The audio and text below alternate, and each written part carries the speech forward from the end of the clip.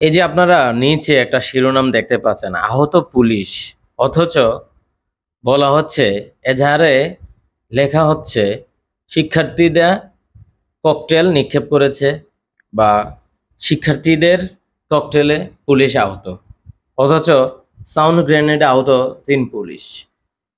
এই যে আবু সাঈদের যে হত্যা আমরা ভিডিওতে দেখলাম, আমরা তো ভিডিওতে দেখলাম, শুধু আমরা না সারা বিশ্ব দেখেছে আবু সাঈদকে গুলি করে পুলিশ হত্যা করেছে এবং প্রধানমন্ত্রী তিনি নিজেও বলেছেন। সেখানে বলা হচ্ছে কি, মানে ছাত্ররা আন্দোলন করছে, ইট পাটকেল করছে, মাঝে তিনি পড়ে গেছেন, এর মধ্যে তিনি মারা গেছেন। মানে তারপর ডাক্তার বলেছে কি তাকে মানে মৃত হিসেবে নিয়ে আসা হয়েছে। আর ওখানে বলা হচ্ছে, মানে এফআইআর বলা হচ্ছে সেখানে ডাক্তার মৃত ঘোষণা করেছেন। মানে সবকিছু মিলিয়ে এই যে এত মিথ্যাচার, আপনি ঠিক আছে ধরেন শিক্ষার্থীরা অনেক করছে, এটা সেটা করছে, যেগুলা তো দেখা যাচ্ছে এগুলা মিথ্যাচার কেন?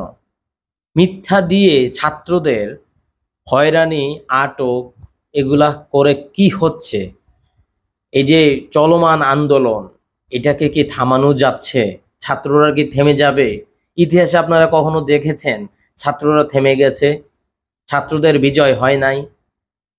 তো আপনারা কি বুঝেন না? আপনারা কি বিবেকবান না? আপনারা কি শিক্ষিত নয়?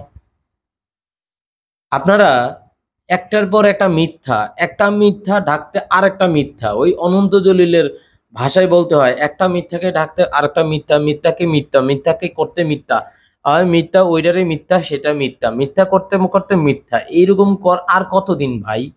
আর কতদিন?